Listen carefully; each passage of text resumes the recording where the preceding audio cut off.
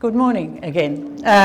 Welcome. It's my pleasure to arrange these talks for the museum, and really it's not me, it's a lot of people feeding me information and telling me about fascinating people and interesting people of a diverse range of topics.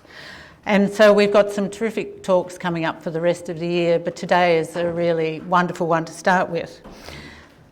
Mike Birrell, Dr. Mike Birrell, OAM, is well known to many of you who've lived here for a long time, and his family as well. He's been a dedicated medical professional and significantly contributed to both healthcare and his local community over many years. His career has spanned several decades working in Australia and the UK and Aboriginal health services. His focus has been on general practice, aged care and palliative care, particularly for the elderly and marginalised populations. He's also been an educator in guiding medical students and registrars. His community involvement extends to coaching football teams, volunteering on various boards and supporting community health initiatives. Outside of medicine, he's an accomplished portrait artist, having exhibited works focused on local community figures, which is really why we're here today. In 2015, Mike was an entrant in the Archibald Prize with his portrait of Max Robinson, the designer of the $10 note, entitled, "Have you noticed Max? He has noticed you." He's had two exhibitions, one in 1996, The Old Sea Salts, and in 2000, It Takes a Long Time to Become a Character, both of which now are in private collections. More recently, Mike participated in the Ballerine Arts Trail with an exhibition at Suma Park, which many of you might have seen. So without further ado, please welcome Dr. Mike Birrell, OAM. Thank you.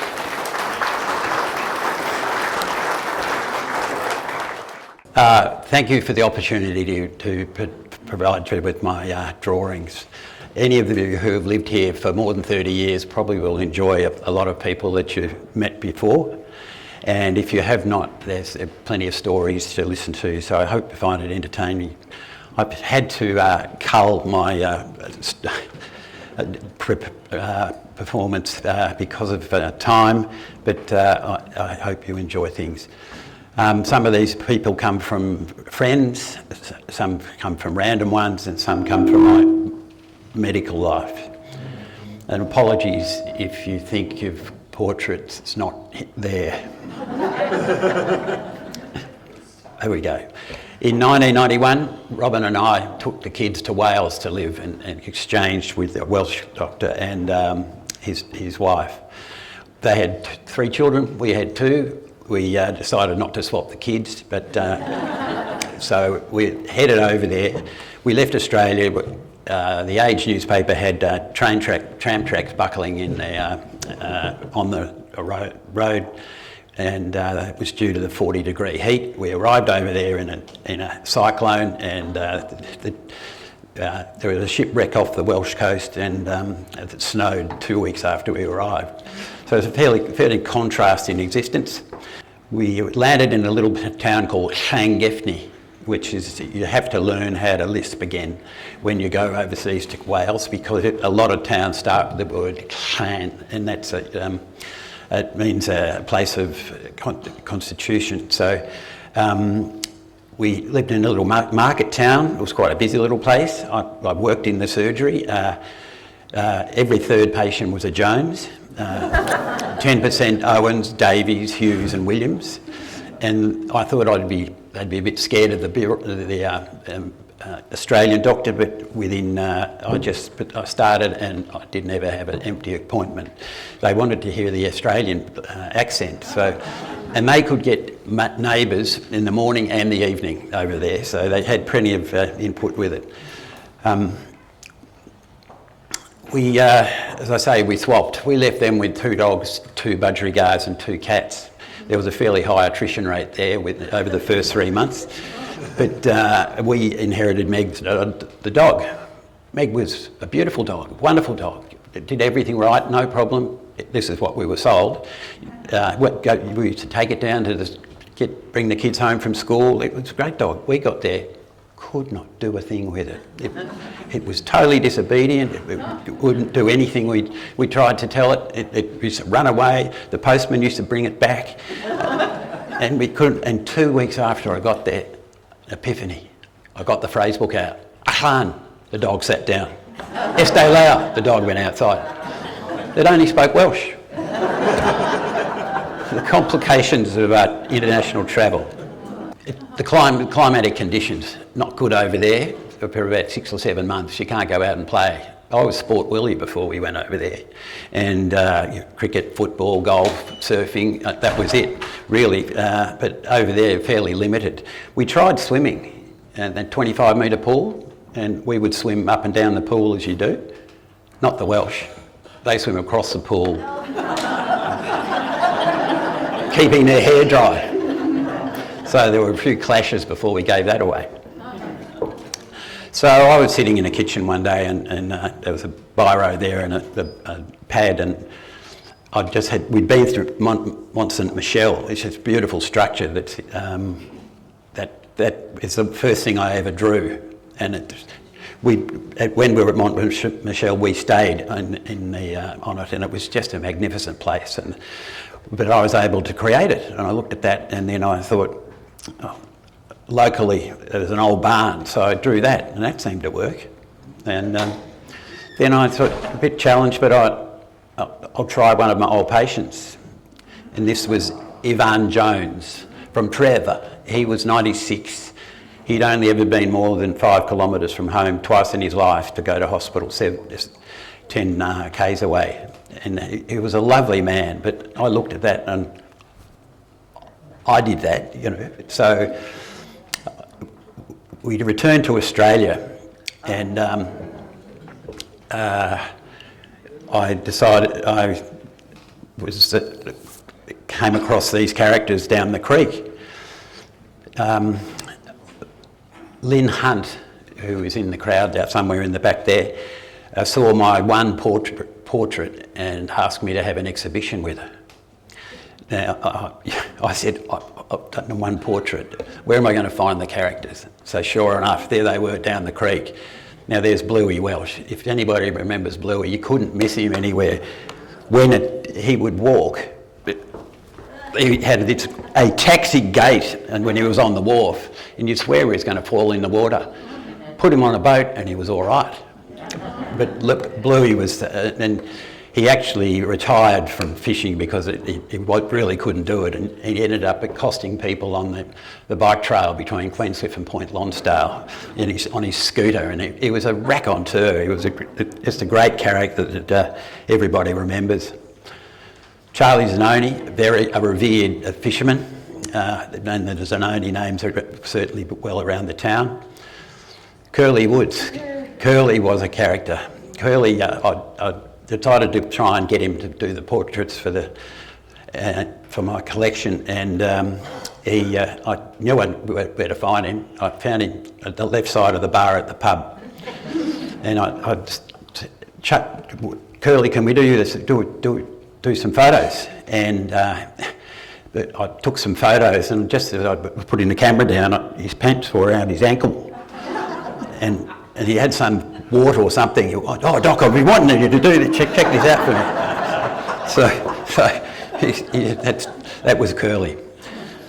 Harry Muchmore, and that's a bust, isn't it? That's a beautiful head. But unfortunately, Harry never wore it. He had a hat on all the time. No one ever saw his head. And I'd done a portrait, and it hangs in a maritime museum without a hat on. And so I had to do another one. Do another portrait, and I put a hat on, and you'll see that in a little while. But this is the flyer for the exhibition we had, and I had 10 of the old fishermen painted or drawn, and Lester Hunt is a photographer, so we had his great photos. Lynn is art naive painter, and my portraits were there too, and it was called Sun and Sand and the Old Sea Salts at Suma. I wanted to call it the Final Fleet, but I thought it was too categoric at the time, but they were the Final Fleet. and that's Harry with his hat on, so he's much happier there. And that's a limited palette, three colours, and I've had no teaching at all. The ability to draw just came from left field completely in that at the table in Queenscliff in Wales.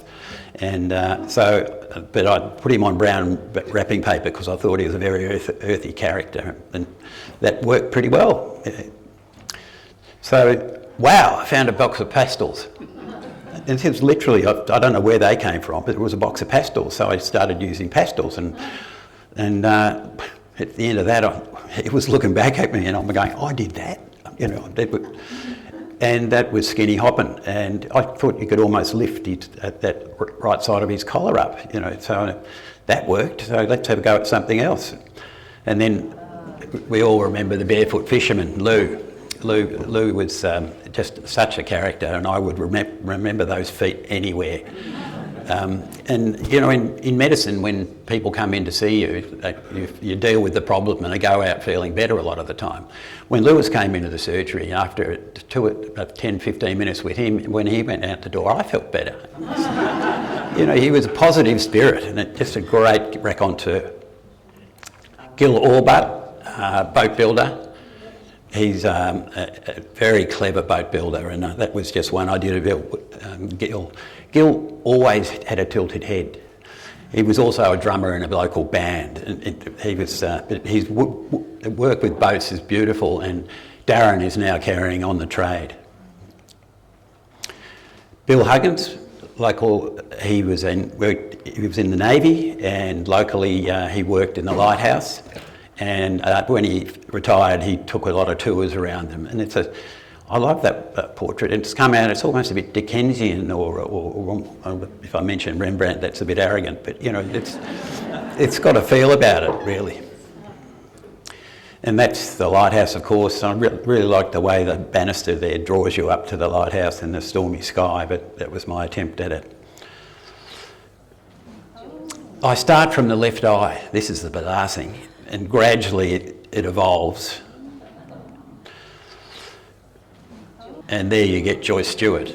And a lot of you would have known Joyce. She was a remarkable woman. She was about 94 when she died.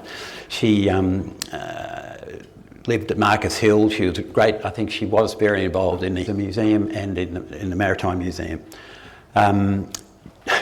Joyce came into the surgery after I'd done this, and I said, I've got something for you, Joyce. And I brought it up on the computer. Oh, get rid of it, get rid of it, get rid of it. That was her response. Oh, righto. So I got rid of it, and she hated the facial lines. 94. Well, you know. So anyway, luckily enough, she lived on the front beach there down near Albert Street.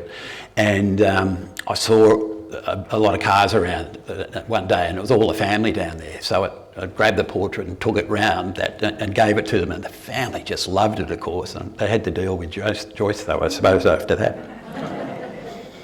John Roberts, Reverend John Roberts, he was a minister, and he was retired, and I did that portrait, and he was no longer a man of the cloth.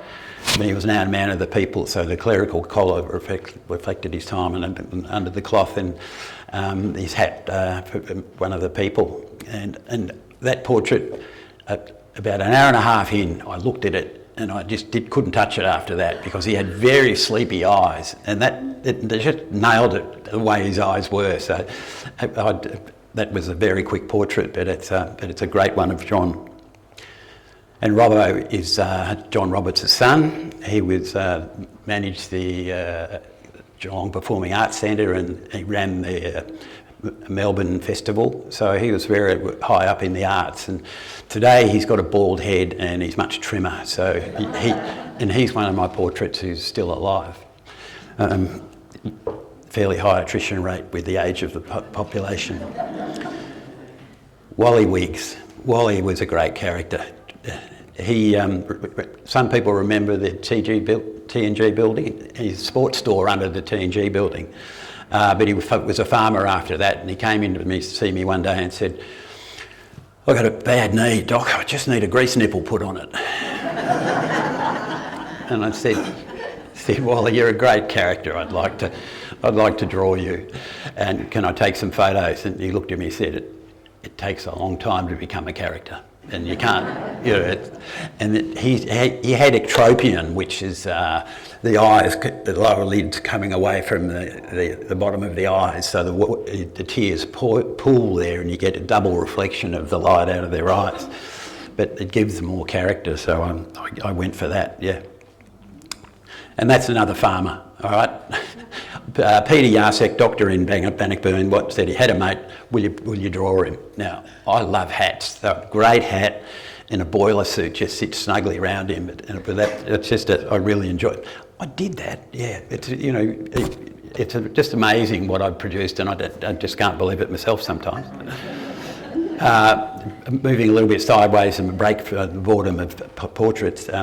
Georgie, our daughter, is an equestrian, and that's her first horse on the right, and that was me playing with a laptop and drawing her with from a photo, and the horse's legs, and it just worked. So yeah. Frank Curley, you remember Frank? Curley Real Estate, Curley's auctions. Lovely man to talk to, and I have lunch with him every now and then down at Pasquini's. He was real estate. He was very good to talk to, very quiet, just to talk quietly about what would happen and the whole thing, and you know, didn't make a lot of noise. All the young real estate agents were dancing around saying this'll happen, that'll happen, and the whole thing. And we sold 2 houses, and they went exactly how Frank said they would. And he had a glass eye, so that wasn't a mistake in my efforts at producing him. Katie Smith, she was beautiful. She was lived in Point Lonsdale. One day I saw her sitting on the fence between Cheshunt Street and the Kirk Road, and a few days later I saw her in the surgery. I love that hat. And I said to her, "I saw you communing with nature on the fence there." And she said, "Oh, actually I wasn't. I was going down to get the paper and I got some chest pain." I went, oh righto, okay. We have to deal with this. So we dealt with it and medication. And I saw her 2 or 3 weeks later, and I thought, "How are you, Katie?" And she said, "Oh, not too bad." I said, "Good. So the medication's working then?" And she said, "No, I get the paper delivered."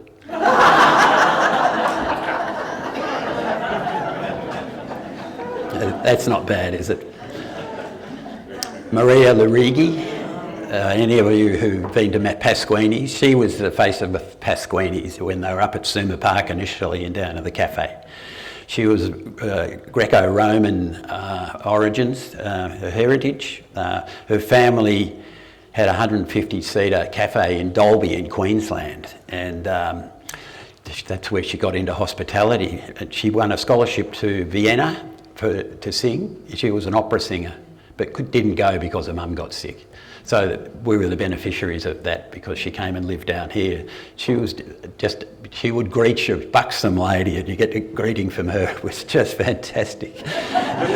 but she, I think Point Lonsdale got too big for her, and she was so welcoming, and everybody seemed to own her. And I think she was like a bar of soap, and just had to go and left and went. And the last time I saw her was at Mona in Tasmania. She was running hospitality there, and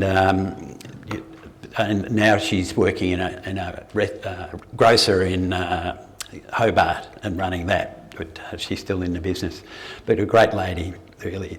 And that's her husband, Martin. Martin unfortunately died at just around 50. He got a cancer and died. A delightful man. He was a chef at Pasquini's.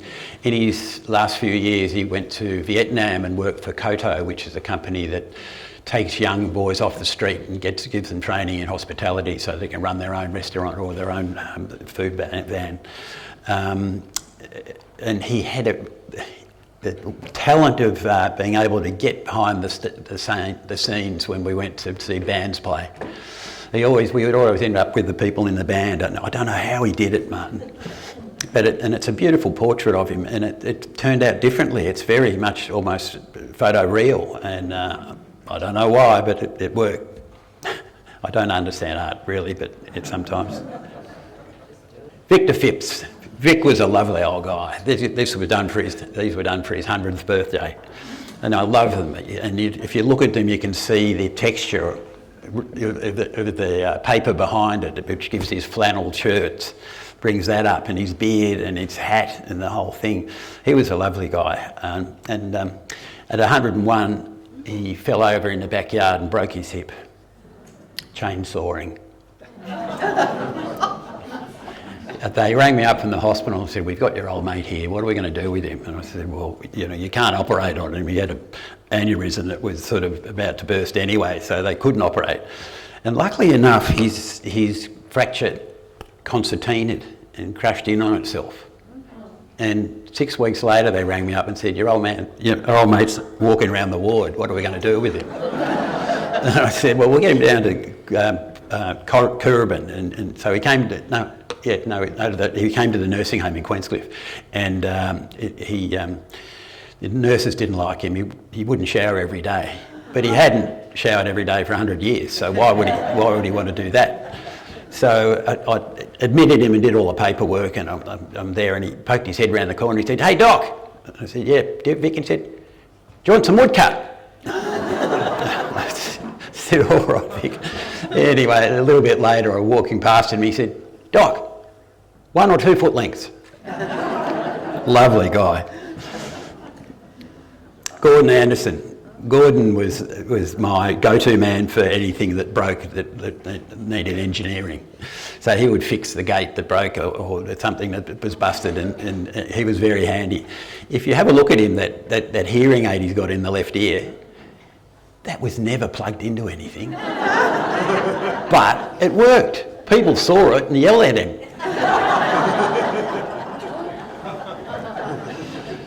Doug Shannon was a retired photographer, architect and painter, and he was in a nursing home and, a body in a bed, pretty sad. And I saw him one day. He used to wear bizarre beanies and tea cozies on his head and things, and he got me in with his character there. And he had this beautiful red vermilion cap, and I was able to. I said to him, "I want to take some photos and do a portrait of you, Doug. Do you mind?" No, that does so. And I took the portrait back and gave it to him about 2 weeks later. And when I went to see him the next time, he had his paints out, had his camera out. I mean, he was much more animated. And I think I'd given him back his identity.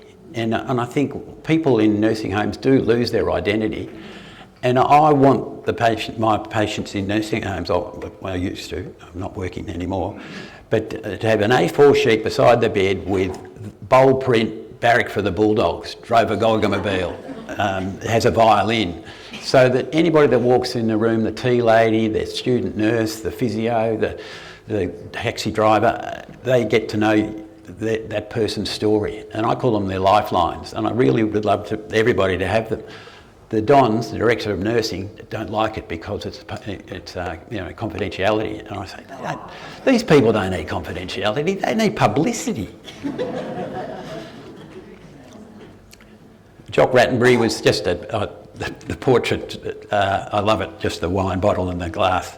And he was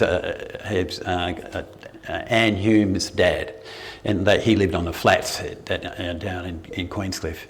And I was doing the portrait, and I got halfway through it, and I'm looking, and there was somebody else in it, and it was Anne in the portrait. So facial lines are inherited, and the other thing is, I think photocopying sometimes makes it, doesn't judge how much colour to put in, and that's why that's such a bright thing. I don't think the original one was like that. John Hilbert was a quaint character who I looked after. He lived down near the Espy again. He'd lost his money when the wool went bad, and he was quite affluent, and he was living out life a bit grumpy. But he had this, I would see him, visit him every month, and he had the scarf and it had his dressing gown on, and he had a silver top cane and a beautiful Baltic floor, and he would tap it as he walked around. Just a great character, so he had to be drawn. So, and his face just reminds me of the Pink Panther, the cartoons. And I can't think of him without thinking of them, that Peter Sellers. John Bromwich, he was Wimbledon's doubles. He was a brilliant tennis player, won Wimbledon doubles 8 times with Adrian Quist. He had won 2 Aussie Opens, he 5 mixed doubles, Grand Slam titles, and 4 other Grand Slam titles. He was around in the 40s. He retired to Point Lonsdale, and he had bad legs, surprisingly. He was famous for being able to change hands with his racket when he got in a tight spot. And Julius Lockington Patching, AOBE. And that's where the Lockington, I don't know what the family connection is, obviously Lockington Crescent we all know about. And Judy was a raconteur who was a lovely, lovely man. He was the starter in 1956 at the Olympic Games in Melbourne, and he progressed through the Olympic organisation to be the chef de mission for Mexico in '68 and the chef de mission for Munich. And Munich was the one that 17 people were killed by the terrorists.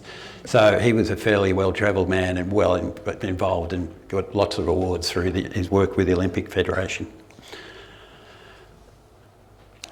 Joan Oman. Joan's a lovely little lady I looked after. She was about 30 kilos, wringing wet, and she would have to run around in the shower to get wet. And she was a lovely lady. Used to wear a beautiful velvet headband, a red headband, and she'd come into the surgery. She had a bad shins. I think natural selection or evolution hasn't caught up with things with shins. You've got 3 millimetres of tissue, and you've got no bone. You've got bone underneath it, and you've got no blood supply, so they're damaged all the time. All medical surgeries are dealing with the shin wounds with multiple patients, mature patients, all the time. So she would come down with her wound, and she came down one day with the wound and was dressed, and they rang me from the reception in the afternoon and said, "Can you go and see Joan?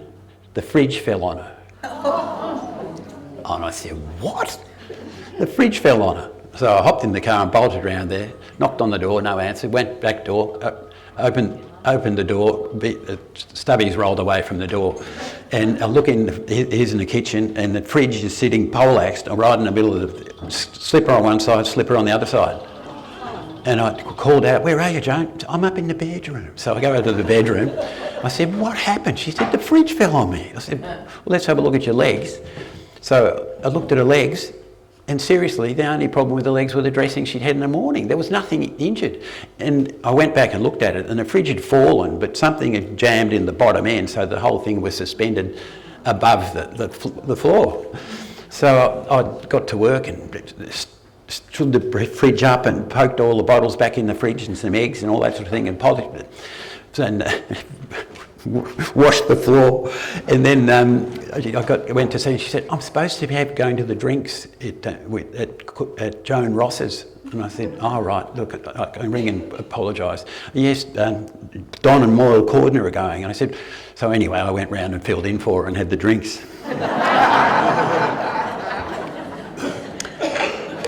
This is a portrait I really love. It's a cow tribesman, and I don't know where the cow is, but this is Leni Riefenstahl, who was a photographer and a propagandist who helped out Hitler.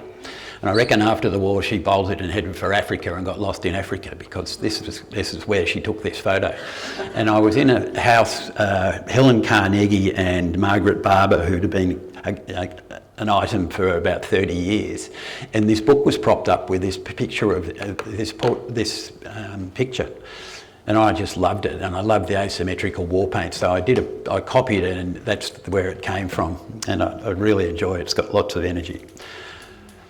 And Wynne Carnegie was Helen's sister, and she came down here to die.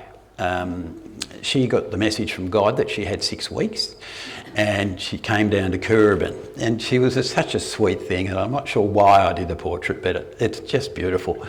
And she got a bit miffed by about 4 weeks because it didn't seem to be happening.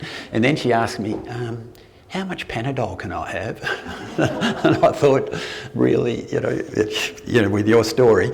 Anyway, she got to 6 weeks and got a bit more miffed. She 8 weeks she did last, and that was it for her. But she was just so happy to die. You meet amazing people.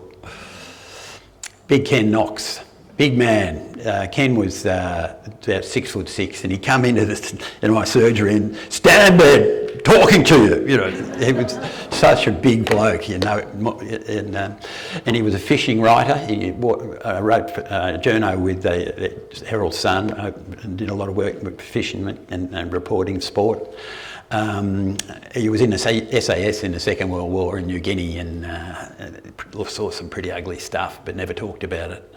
But he became an elite senior athlete and competed, I think, in shot put and javelin, but another lovely person, and obviously was able to deal with the war issues.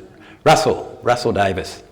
Russell, gallery owner up in Melbourne, and I used to, for the footy club fundraiser, I used to auction off a portrait of your choice, and people would pay $500. And Jill rang me and said, I've got Russell's, we're going to do his portrait. Oh, right, okay. So that was about 3 days after it. And then I said, I'll get round. And I took about 3 days to get there, and she rang me just before that. Can you come round and do Russell?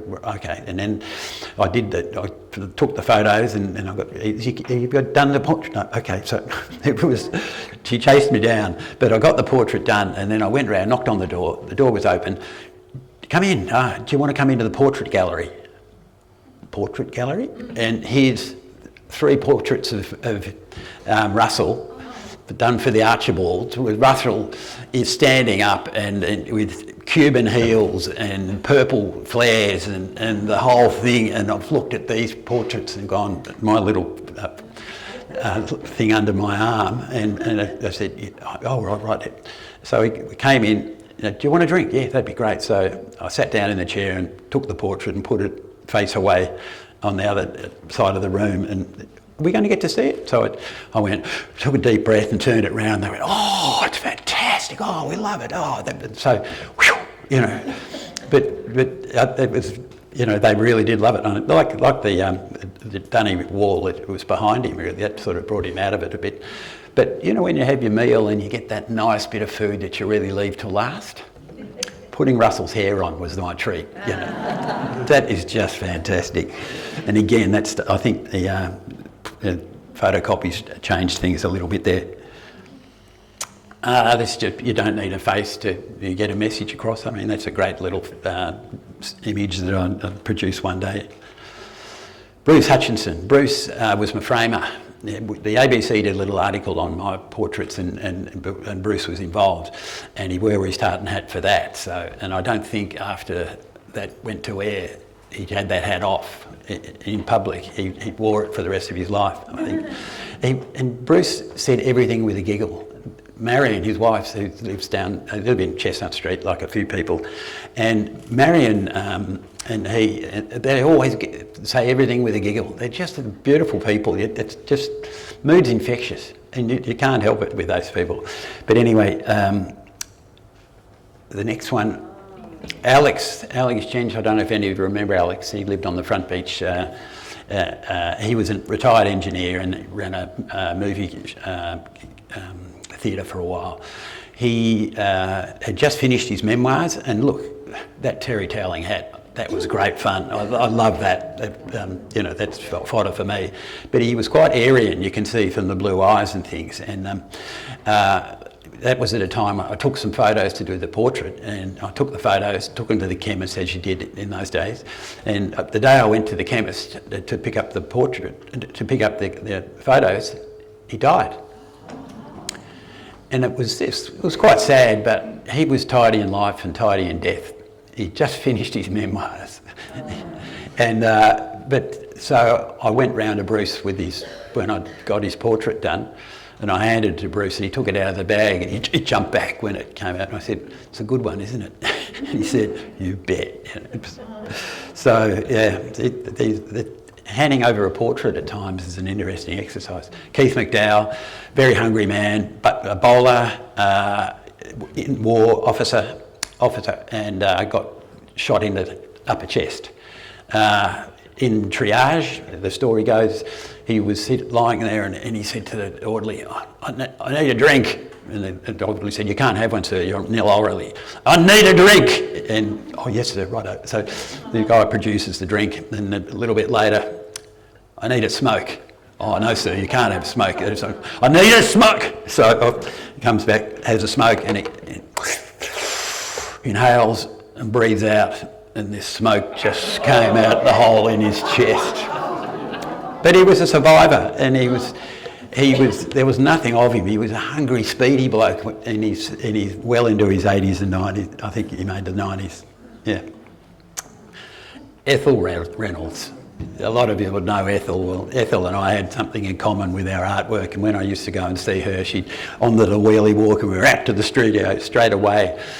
She unfortunately had a pneumonia and got very sick and ended up in hospital, and she just had enough. She was 91, and she just said to the doctors, "Look, I've had enough. I'm quite comfortable in my own skin. I don't mind dying." And they're all down the bottom talking about it, and coincidentally, Bill, her son, had designed a new palliative care bed and had been finished a couple of weeks earlier in Currabin. So they're thinking, "Right, we'll get her down to..." The chatting was going on, and this little voice said, "Excuse me." And they said, "Yes, Ethel?" She said, "Can you keep it down? I'm trying to die here." she could, and that, those of you that knew Ethel would understand that. And that's my mum, who was an artist. She, with pen and wash, and you can see that little one that's looking through the mooners over to Portsea. She did some beautiful paintings, and that's where I get my art ability from, clearly. The face, I took a few lines off it at the end, and it was hung around the corner where no one ever went. So, yeah, it's hard to... doing a portrait of a female is tricky. But yeah, and when after she died, we found some of her diaries, and there on one page was the story of the day of what they'd done, and there's a little sketch on the next page on the other side, and there was books and books of them from the tours, and they went around not with a big truck behind them or a caravan or anything like that, but they slept in tents, and they covered a fair bit of stuff in their 70s all over it. And Mum, the map was there of the whole of Australia or everything. She's good at documenting things, but yeah. And that's my dad, and it's pretty hard to... I think I'm going to run out of time, but to talk about him, I saw him more on the telly than the dinner table. He was trotted out when anything road safety-wise happened early on in our lives. We respected him. He was a great man. At .05 compulsory seatbelt, he pushed the legislation through. The clever part about him was he took politicians out on a Saturday night to Melbourne and showed them the TAC ads of death, carnage, beer bottles, the whole thing. And then these politicians, when they voted on it was a no-brainer for them. So that was clever. And he was... The Carlton United, the RSL, the Liquor Association were, wanted him taken down because of what he was doing. And he was a drinker himself, loved a red, but time and place. But yeah, he was very, very good at his job, and he told me in his dotage when I was talking to him, how do you feel about your life? And he said, "Look, I sleep well." And this is, as you can see, hair is a problem in our family.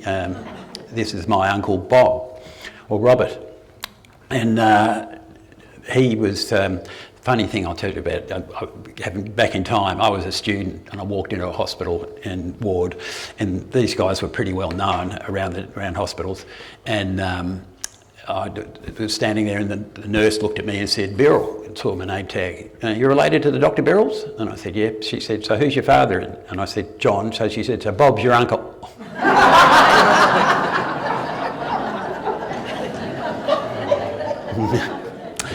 And Bob was the first neonatal paediatrician, and that's where you deal with newborn babies, and when it became its own discipline. This is well into the early 80s, I think. The Royal Children's Hospital denied the existence of child abuse. And he was, the young doctors would see these kids in emergency. They would then ring Bob because he was sympathetic. And Bob, if it had any forensic aspects, would then ring my dad, and they would see these kids in the janitor's office. So it was so clandestine, and unbelievably not that long ago.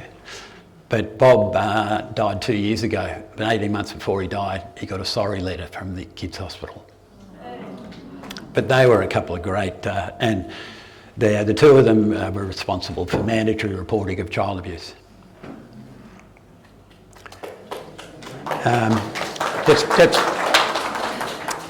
These are diligent little terns who have just come back from the Arctic in Swan Bay, and I just saw that, and it's a lovely bit of harmony in life.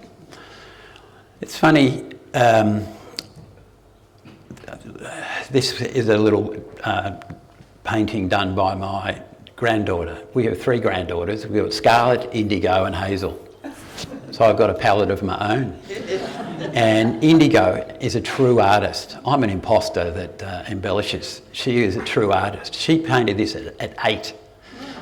And there's the tree with the dead wood on one side, the beautiful apples on the other side, and standing, the balance of her, and that's astounding really for a child of that age. And you can see the apple doesn't fall far from the tree.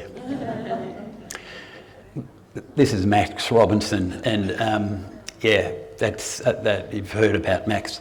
Max was a great character. I enjoyed him, and incidentally dropped into the equation that he designed the $10 bill. Max was knocked around with Barry Humphries, Robert Hughes, Jermaine Greer and Clive James over in London in the UK, who was with that mob, and not well known, obviously. He was a designer and designed a lot of, and an abstract artist, and his artwork sits on some pretty famous boardrooms. So he was, but when I met him, he was in a boarding house. True artist, didn't have a lot of money, and that's it, but a great guy.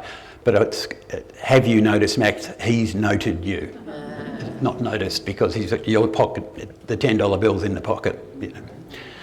And I sent that to the Archibald, and the Archibald, when you enter the Archibald, you put your name, the person's name, the subject's name, and the subject's area of excellence. But that's it. Your website you can put on there. I don't have a website. And how do you judge a bit of artwork without a description of what it means? I'm just astounded. Anyway, I got it back and it's hanging up in Suma Park. But I wasn't expecting to do anything grand. And there's Max with his, behind the curtains, with his... And handing over a portrait is always a pretty emotional time. It's because it's not the person and it's not a photo, but it's something different. It fits in between, and people are different with regard to where it lands, and the circumstances are all these things are involved. And sometimes people have to put them away and they can't deal with them. It's too raw and the whole thing, and hopefully. And I've had letters and things from people but Mum's back in town. She's got Dad in the hall and she's chatting to him all the time, But this was actually a posthumous portrait. And so that was very emotional, and you have to be very careful, and I'm not sure where it is now and where it's landed, but it was a long time ago, but that was the young girl who died from asthma. Thank you, and luckily I sleep well.